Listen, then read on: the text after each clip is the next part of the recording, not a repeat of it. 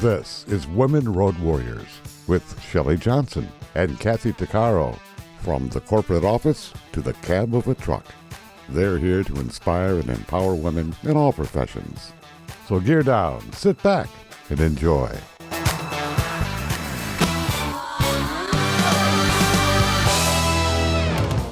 Welcome. We're an award-winning show dedicated to empowering women in every profession through inspiring stories and expert insights. No topics off limits on our show. We power women on the road to success with expert and celebrity interviews and information you need. I'm Shelley, and Kathy's on assignment. Music has had a common thread within every human civilization since the beginning of time. Scientists have shown that it activates various parts of the brain. It can change our moods, inspire, calm us, and influence us. It can elicit many types of emotions by expressing things that words cannot. And it's a universal language. Music can impact us in ways that language can't. Gail Taylor knows the value of music. She communicates core messages through music to inspire personal growth. She believes in the transformative power of music. Gail came from a successful career in finance and transitioned into a successful musical and speaking career in her 60s. She's also a songwriter and philanthropist. She's written a new book called Curveballs. Her journey is a testament to resilience and embracing passion. Her mission is how music offers the unique ability to transform lives and foster positive change. We wanted to learn more, so we invited Gail on the show. Welcome, Gail. Thank you for being on the show. Oh, no problem. Thank you so much for having me. I'm really honored to be here. Oh, this is terrific. You have so much insight that I can't wait to dig into, if you will. Could you start maybe with how you got started with all of this, going from finance to music? That's quite a juxtaposition. Yeah, what happened was when I was 58, I started taking piano lessons. And Shelley, I had no music background. I had never had a lesson in an instrument in my life. And so I'm starting from the very beginning, learning scales, C, D, F, and oh my God, I fell in love with it. I just, like, music actually came flooding back into my life from a listening. I didn't even realize that I hadn't been listening to it for 25 years because in the car I was listening to books on economics.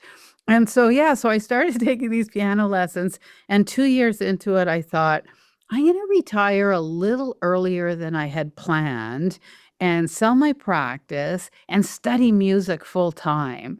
And so at age 61, I sold my practice and I started studying music full time. And I've got private teachers. I'm taking bass guitar lessons, keyboard lessons, songwriting, ear training. I'm studying through Berklee School of Music. I mean, Berklee School of Music. Oh my, that's a wonderful I know, but I didn't have to audition. Oh. Because it was an online, you just had to pay the fee and you got these amazing instructors. So after 2 years of this, I thought, I'm going to reinvent myself as a musician.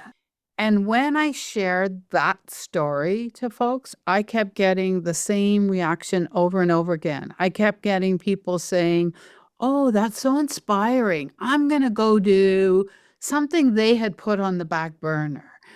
And I kept hearing this over and over again. And I thought, whoa, never mind being a musician. I'm going to come out of retirement, start Gail Taylor Music, become a keynote speaker, and use my music and my stories to help folks become their best selves. And so that's how I got here. And you obviously have a natural affinity, a natural talent for music. Oh, no, hours and hours and hours and hours. Of practice, sure. Practice. Well, you have to, it takes a Absolutely. lot of practice to get to Carnegie Hall, as we all know. Oh, yeah, there's a lot of work involved. But the insight that you have, realizing that music is a catalyst. Yeah, yeah. And when you were saying that in the introduction about what music can do, it can heal. Like Hmm. music is so powerful. So right now my catalog has about 18 songs in it, and it's all inspirational music. Every song is a story. Sometimes it's about curveballs that I experienced in life, and it's a story about, working your way through these things. Can music help us work through things, you think?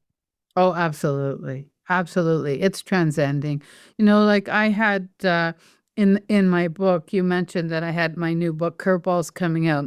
Hmm. Curveballs is like two genres. It's memoirs, it's stories of things that happened to me, challenges that happened in my life, and then personal growth and peak performance tools that I use to get through it.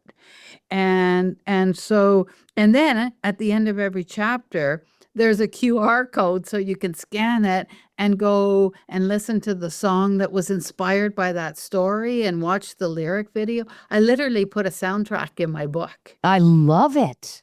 Yeah, yeah, it's amazing. And so one of the chapters is called Wings, and Wings is a story about addiction, and it's really a story about trying to help folks that have loved ones that are in addiction to give themselves permission to still be happy, right? You're on a parallel journey with somebody that's really struggling, but you don't get to control their journey. And you don't have to live in, worry and dysfunction all day, every day because they made the choice of that path. And that song's very emotional. You need a Kleenex box to Mm. go listen to that one. But yeah, I've had a lot of feedback from people saying, "Thank you so much for sharing that. I really needed it, and it really put me into a calmer place." Oh, that's excellent. Sometimes people just need to hear it from someone else to know that they're not alone experiencing some of these things, too. Oh, that's a really powerful comment because that is so true, Hmm. especially with that topic, right? When you're talking about addiction, whether you're the addict that's ashamed of it, so you don't want to get help, or whether you're a family member of the addict that, is embarrassed because their adult son is on this path. Yeah, it's a mental disorder, and there's no reason for there to be any shame or embarrassment. And when you understand that there's a lot of doctors and lawyers and rock stars and everybody else goes through it, it Hmm. makes it so much easier for you. It does. You aren't stigmatized, and there still is a lot of that. Yes, Uh, there is. you wouldn't think there would be, but there still is a lot of judgment by other people. And an addict may want to get help, but then they are shunned and judged. Yes, but I'm gonna say less than in the past. Yeah. And right Yep. now, there's an opioid epidemic going Hmm. on in our countries, and it's just like people are dying. No, it's terrible. It's deadly. Yeah, huge, huge amounts, and it's really scary. But to speak to what you just said, I went to this mental health foundation breakfast a year or so ago, and I was so proud of my city because there were 500 people there, and it was all businessmen, accountants, lawyers, bankers, and the topic was addiction. And at the end of the session, one of the facilitators got up and said, you know that there's a lot of people right now that are ODing on opioids. And there's a table set up in the back where if you'd like to, you could pick up a naloxone kit, a Narcan kit, and carry it in your briefcase or your purse. And if you see someone ODing on your way to work, you could save their life. Hmm. There was such a big lineup at that table that they ran out of kits. Wow.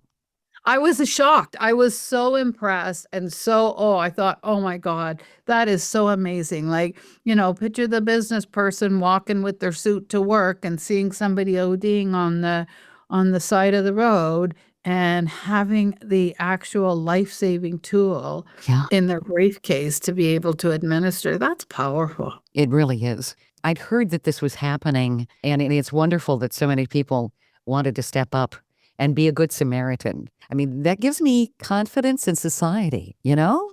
Yeah, yeah, me too. Mhm. That people are starting to understand more and more that we have a big problem, and there should not be a stigma to it. Well, there shouldn't be a stigma to any mental health disorder, No. but unfortunately, we still got a ways to go. Oh, yes. People like to judge and Mm. label, and it takes a long time to change that kind of mental mindset, if you will. So you were talking about your book being called Curveballs and the curveballs in life. What kind of curveballs have you gone through? What kind of curveballs has life thrown you? Yeah, so we've been talking about one.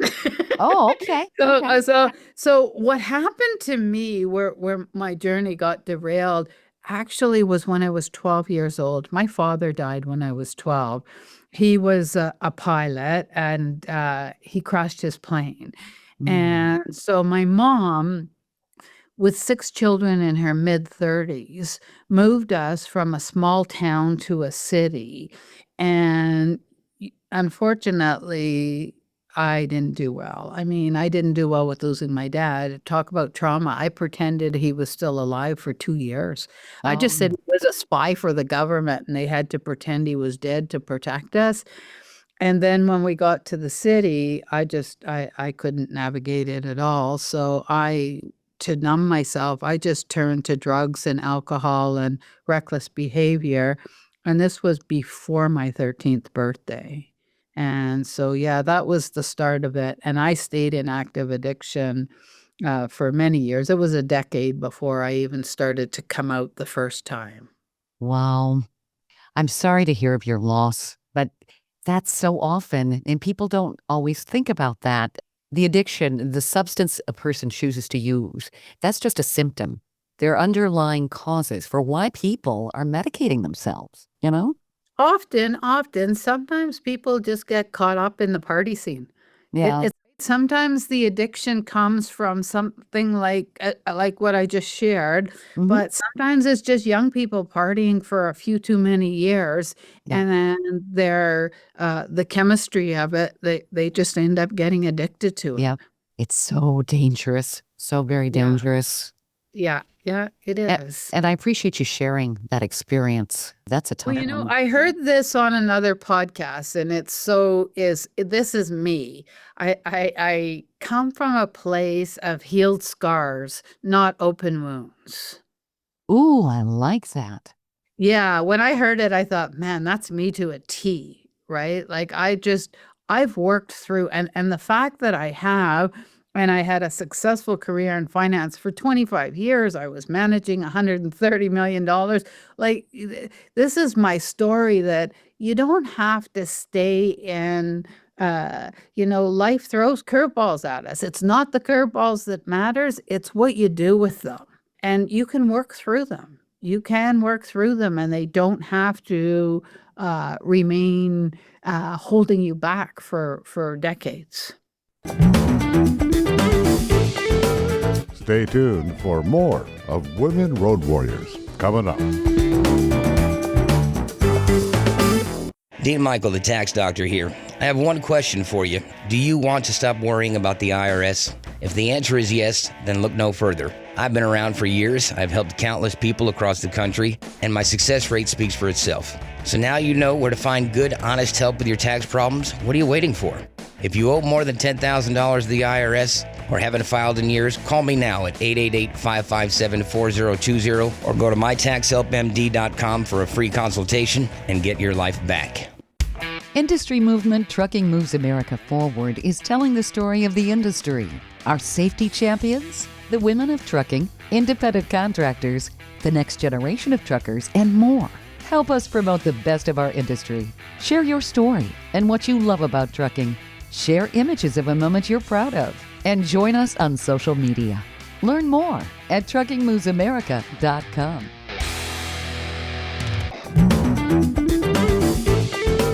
Welcome back to Women Road Warriors with Shelley Johnson and Kathy Tuccaro. If you're enjoying this informative episode of Women Road Warriors, I wanted to mention Kathy and I explore all kinds of topics that will power you on the road to success. We feature a lot of expert interviews. Plus, we feature celebrities and women who've been trailblazers. Please check out our podcast at womenroadwarriors.com and click on our episodes page. We're also available wherever you listen to podcasts, on all the major podcast channels like Spotify, Apple, YouTube, Amazon Music, Audible, you name it. Check us out and bookmark our podcast. Also, don't forget to follow us on social media. We're on Twitter, Facebook, Instagram, Pinterest, LinkedIn, YouTube, and other sites. And tell others about us. We want to help as many women as possible. You know, music has been woven into every human culture since the dawn of time.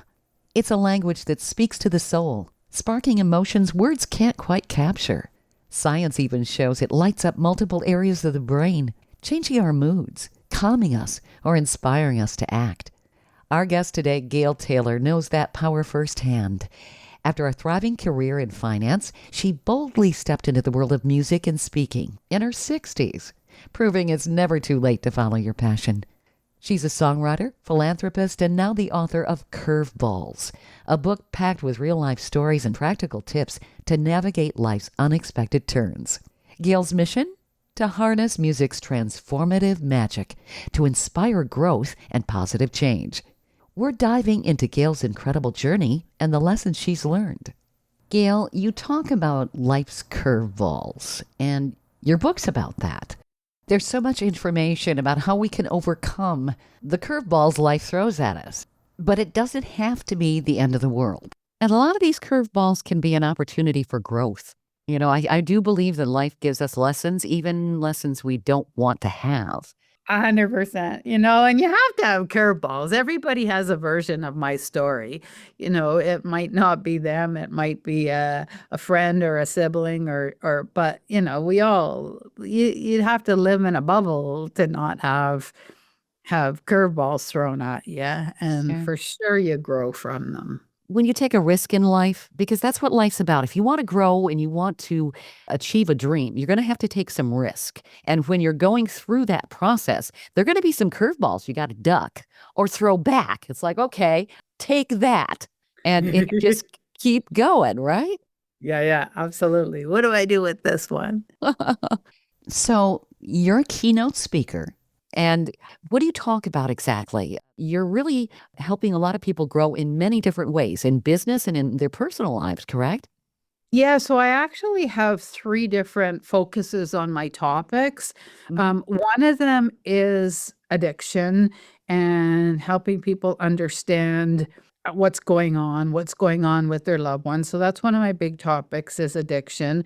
And a second one is empowering women. And the third one is leveling up, and that's more for the corporate folks. I've been studying personal growth and peak performance for 40 years. In fact, that was one of my turning points was in the 70s. I started to, figure out there's got to be more to life than this. Like I just woke up one morning and I thought, well, I'm making a mess here, not just of my house, of my soul. There's got to be more to life than this. And that sort of thought was a turning point. And I started with Napoleon Hill's book, Think and Grow Rich. I'm guessing a number of your listeners have either read it or heard of it. Mm-hmm. And then I continued to study that whole genre for the next 40 years.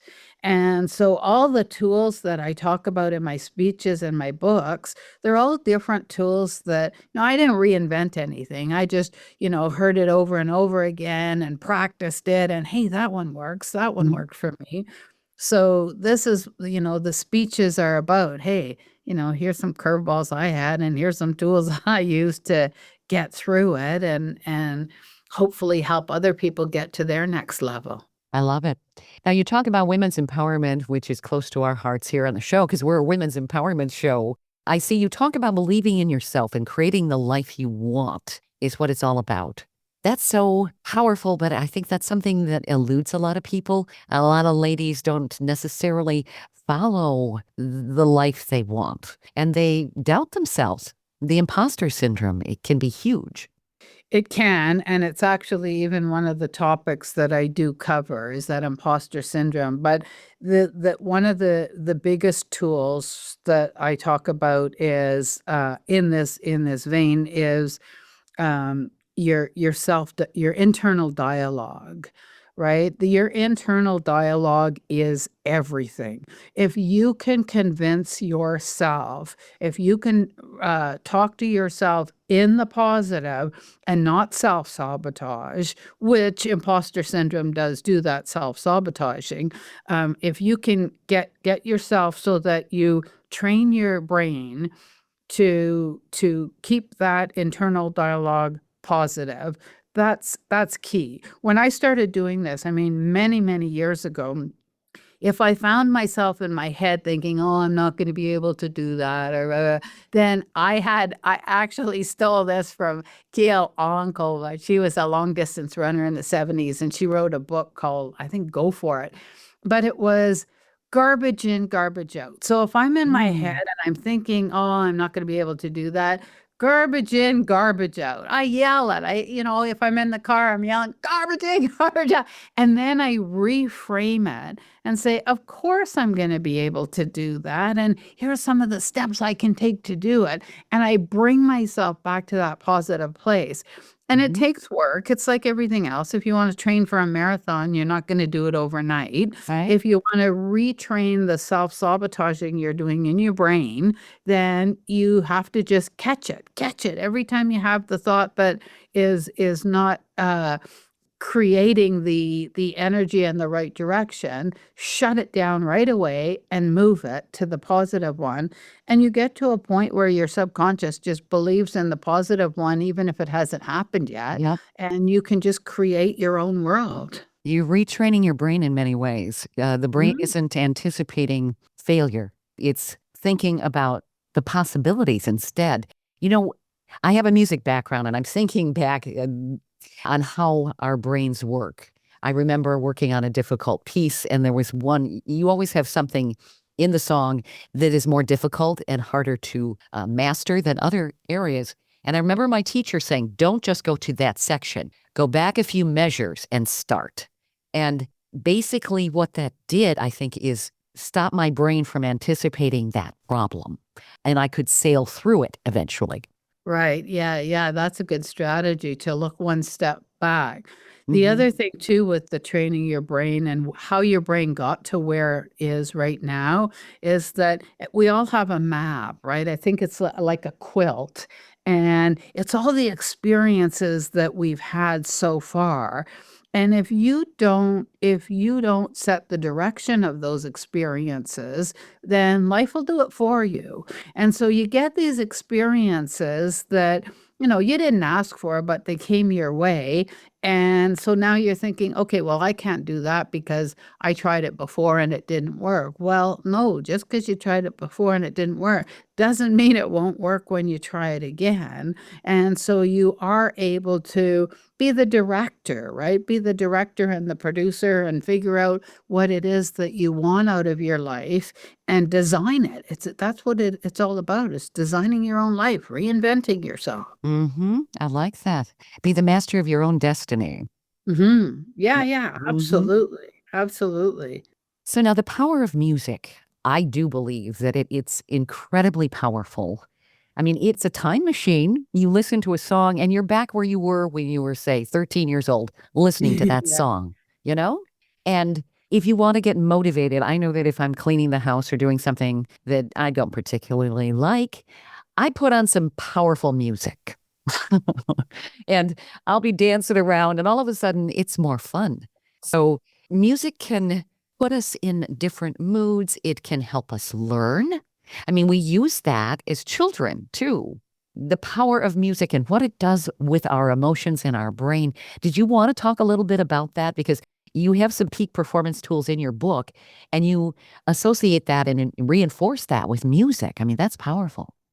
Oh, yeah, and I even quote a Harvard Harvard Medical Journal from their online site that they talk about how music actually gives you better memory, gives you better focus. It opens up your mind. It's proven. It's a proven fact that music has the ability to elevate your brain, and the dopamine that's created, it's just and I'm like you know, if I'm doing something, even working out, like I'll go to the gym and put on some old 60s rock and roll. Oh, yeah. Chuck Berry, and away I go. That's right. There is no question that music can, you know, as I brought forward earlier, it's healing, but it has a powerful, powerful effect on our brain. Mm-hmm.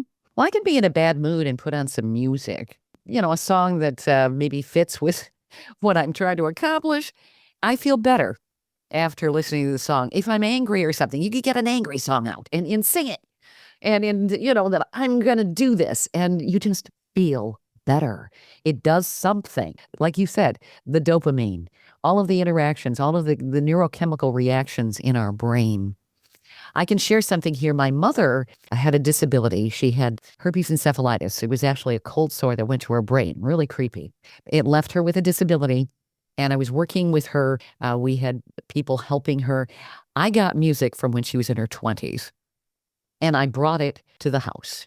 And she liked to dance when she was in her 20s. And I got her some dance lessons. And then during the week, when she wasn't dancing at her lesson, she was listening to this music. And I saw an improvement in her. It was really, really amazing.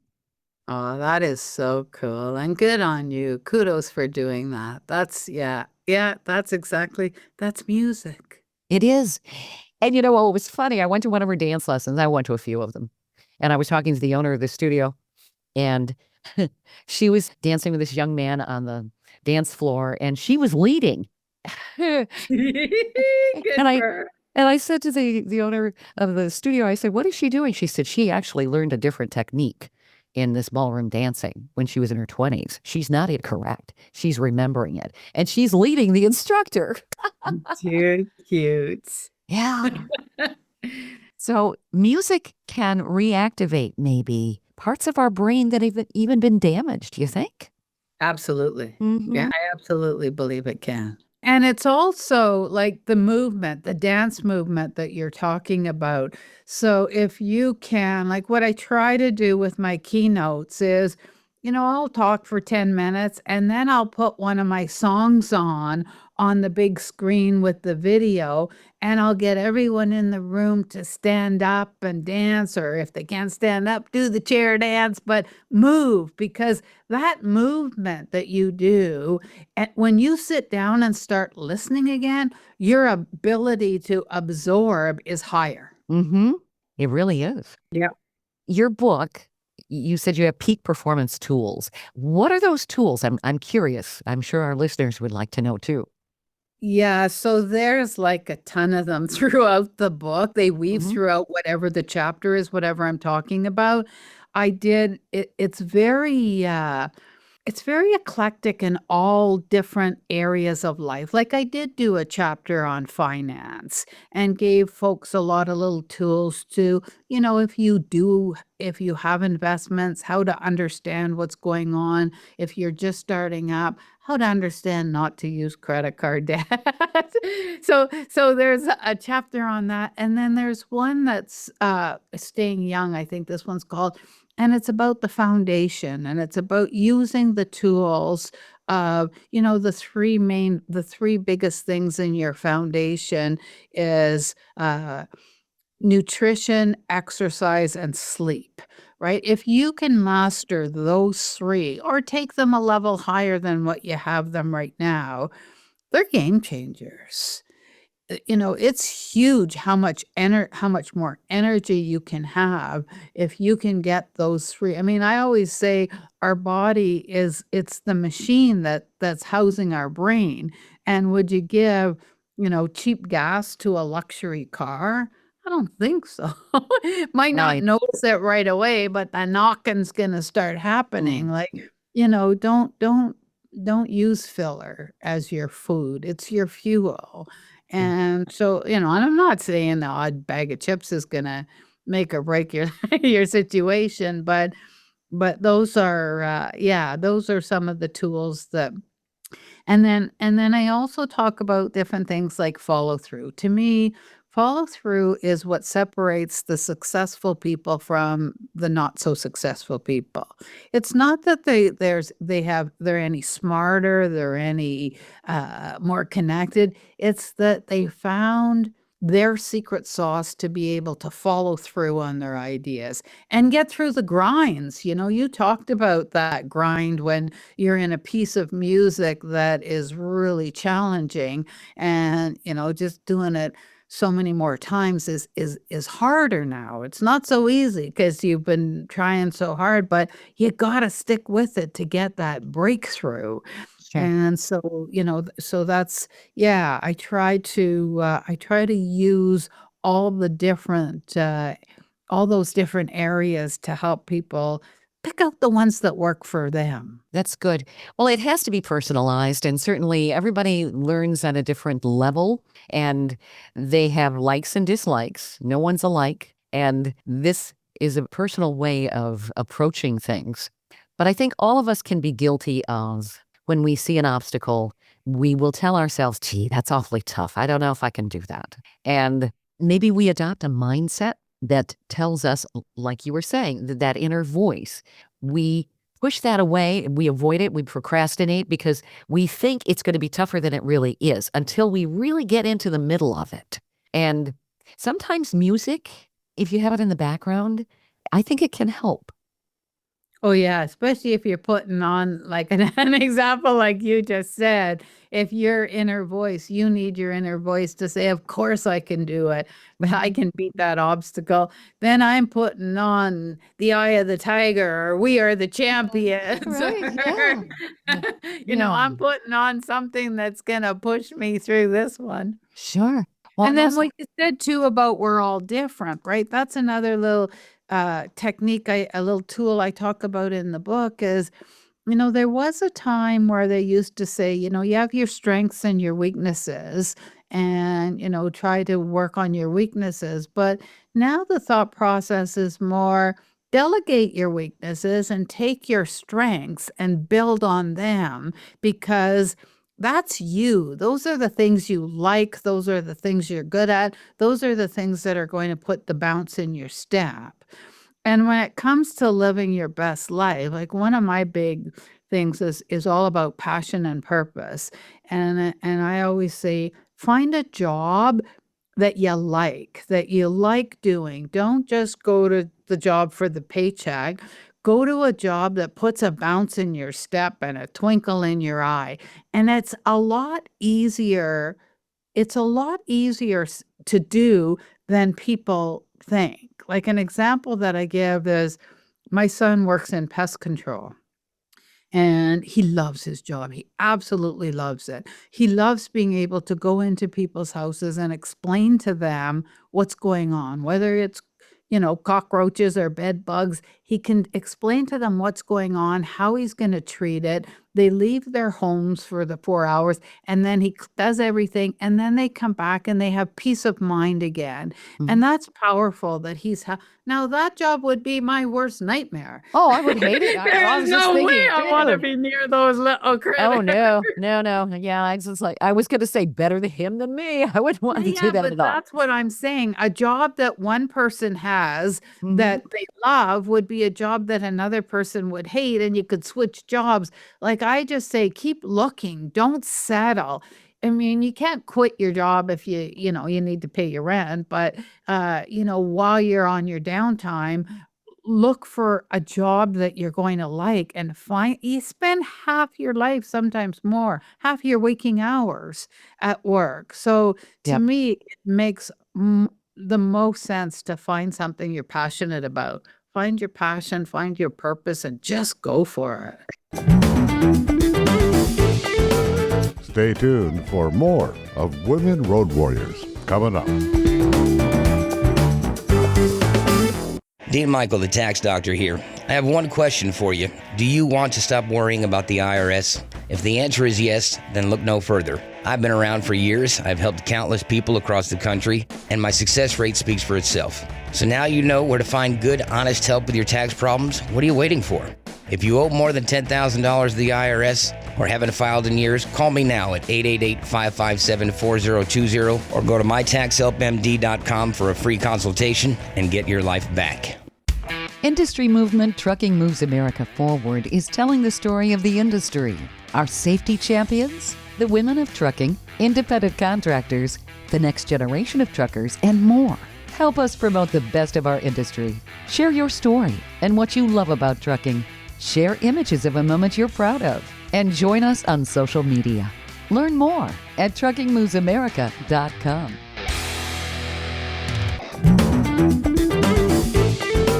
Welcome back to Women Road Warriors with Shelley Johnson and Kathy Tuccaro. We've been talking about something that connects every culture, every generation, and every heart. Music. It's more than just sound. It's a force that stirs emotion, sparks memories, and speaks where words fall short. Our guest, Gail Taylor, has built her life around that truth. She shows people how to switch their inner dialogue from self-sabotage to empowerment. After a high-powered career in finance, she completely rewrote her story, launching a thriving music and speaking career in her 60s. She's a songwriter, a philanthropist, and the author of Curveballs, where she shares both inspiring stories and practical tips for facing life's surprises head-on. She talks about the power of music on the brain and peak performance tools that people can use to empower themselves. She recommends finding our passion and our purpose. Gail's living proof that music and empowerment can change lives, and she's here to show us how it can change yours too. Let's jump back into our conversation. Gail, there's some people who don't necessarily want to follow their passion because they're afraid, so they don't want to switch jobs. What do you say to somebody, and I'm sure you run into people like that, who say, I have no choice. I can't do that. I have to pay the bills, and this is just my lot in life. Yeah, so I go back to what I just finished saying. So okay, so I'm a single. This is a version of what you just said. I'm a single mom and I have 3 kids and I have to pay the rent and put the groceries on the table. I can't go find a job that I like. And so I'm in this job that I hate because I have to be. And my answer to that is, typically, you might be an anomaly, but typically, if you're in a job you hate, at the end of the day, when you're going home, you're literally putting one foot in front of the other. You're emotionally and physically drained because you've been doing something all day. And now you're walking into your home with that energy for your 3 little kids. Now, what if you had a job that you absolutely loved and you were bouncing into the house and saying, "Hey, who wants to play?" instead of, get in front of the TV while I cook your supper. Like, I think you can't afford not to go after it. Instead of saying, I can't afford to do it, you can't afford not to do it. Our culture lets us settle, so I get where that mindset comes from, but I don't buy it. People do settle. You hear it at different times of people's lives. It's like, well, I'm getting older. Nothing I can do about that. And it's like, wait. Yeah, I hear that too, but I mean, and even ageism now, right? Oh, I yeah. hear a lot of that. I think that's the stupidest thing I've ever heard of. I mean, some cultures understand the wisdom of the elders. Ours thinks that, you're done if you hit a certain age. And I also, like in the music industry, I mean, you know from your music, like they hit the age 30 and they think, oh yeah, no, I didn't make it yet, so I'm over the hill. I got to go find a job that I hate and get right out of the industry. And I'm thinking, well, maybe you can't be in the top 40, but it's a pretty big industry. Oh, yeah. And I'm sure you can find a role within it that you're passionate about. Sure. Yeah, you don't have to look like a teenager. I mean, part of that is marketing and the mainstream media and the mainstream labels and all of that, the major labels that have marketed the teenagers because they're marketing to teenagers. But yeah, there's a huge market of listeners. Well, look at all of the major icons, the music icons. They're still performing. Mick Jagger, he's in his 80s. I know, and Yeah. he's on tour. I love it. I Yeah. absolutely love it. Yeah. Yeah, he's on tour in his 80s. I mean, look at Willie Nelson. Yeah. And I mean, Mick Jagger, I kind of get because, he's healthy and has exercised all his life. But you get people like Keith Richards Oh, and yeah. Willie Nelson, and those two blow me away. Oh, yeah.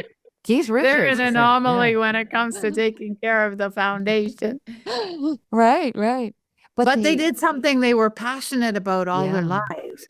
So And I maybe, think that's where it shifts, Shelley. When I talked about coming from a place of healed scars and not open wounds, I think if you're living a life that is on purpose, yeah, that whatever happened in the past can be managed at a whole different level.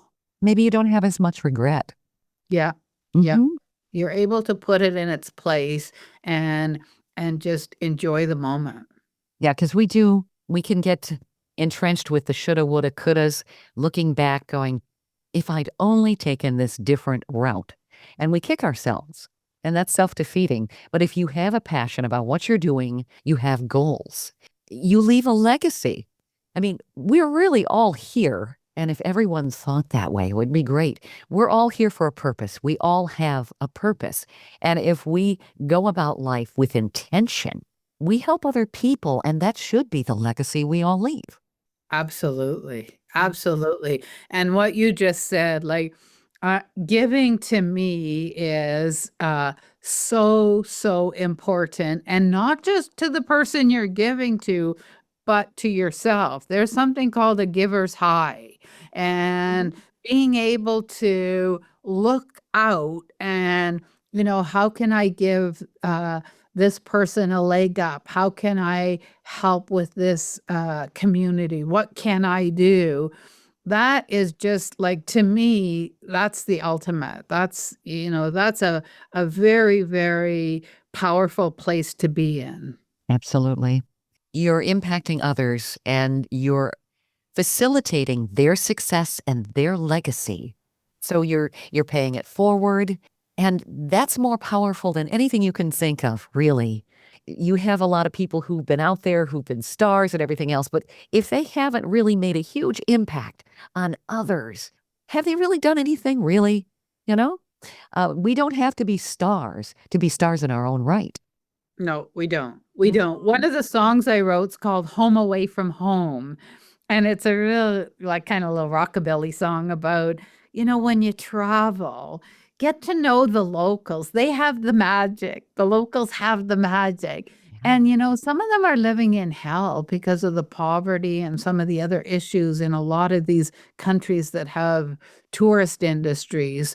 Yeah. So, treat them with respect and yeah, I just think it's just so important. It's a global community and they're all our neighbors. They really are. So where do people find you? And can people find your book on your website? And can they reach out to you? I don't know. Do you work with people individually, or is it primarily keynote speaking to big groups? Yeah, keynote speaking. I don't do any coaching or mentoring, but I can be reached on my website, which is just gailtaylormusic.com. And Gail is spelled Gail. Okay. And so gailtaylormusic.com. And then you can get all my social media connections. But the book's at Amazon, Barnes and Nobles, Chapters, Indigo. You can find the book anywhere you buy a book. Sure. And I love the title, Curveballs. I mean, that pretty much says it all.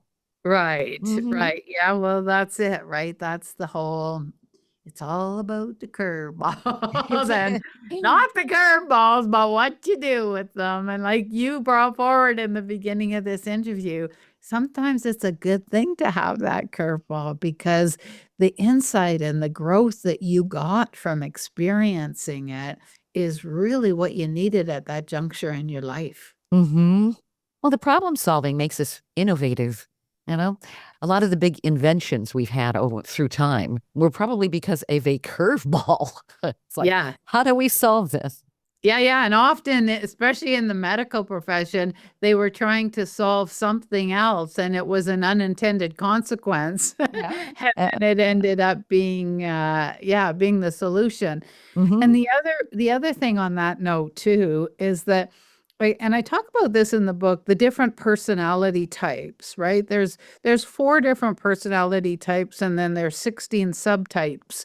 So you might look at somebody and say, well, I want to be like that person, but I'm not. Well, I love being on stage and I love doing the keynote speaking and it just energizes me.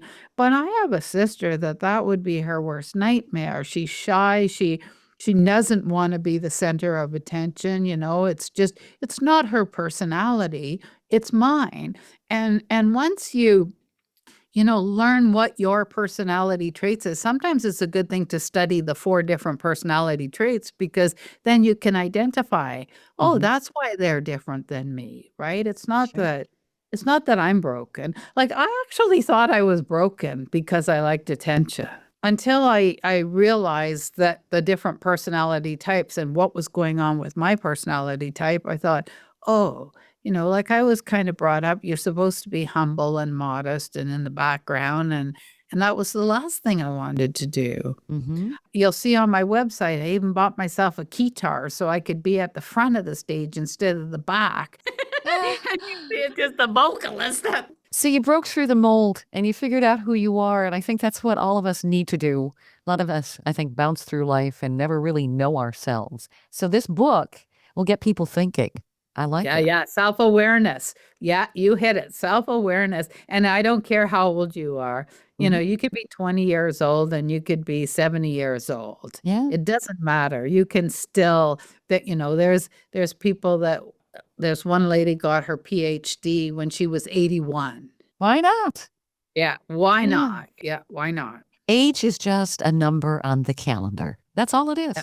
It's a human concept, It right? is. There's old people in their 20s and there's young people in their 80s. I've met the old people in their 20s. I've heard things. It's like, what did you just say? I know. I'm not as young as I used to be. What? Oh, okay. Yeah. Yeah, it's crazy. And So, smile a lot because smiling actually, I actually heard this one from Tony Robbins. This is a really good one.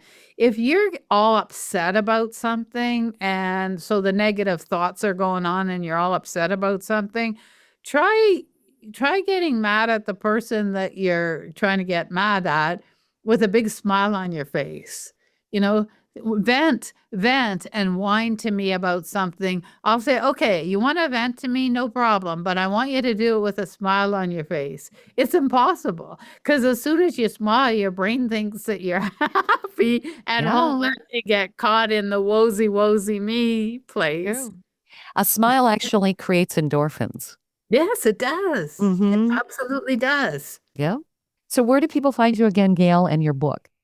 GailTaylorMusic.com is my website and my book. You can get a link to my book on my website, but you can also find my book anywhere that you buy a book. So Amazon, if you do the e version of the book, so Kindle and Apple as well. And I'm in the I'm almost done the audio version, and I'm narrating it myself. So you get to listen to my giggles. Excellent. This has been a blast talking to you, Gail. I feel better just talking to you. This is great. Thank you. Thank you. And I really enjoyed talking to you. This was pretty cool. We've covered a lot of topics, but not everything. Certainly, there's so much here that we have to unpack, but I think that we got a good start and we've got people maybe thinking in a new way. So we've accomplished something there. That's great. Go for it. That's what I say. You got this. You got it. I love it. Thank you, Gail. This has been great. Oh, thanks for having me. We hope you've enjoyed this latest episode.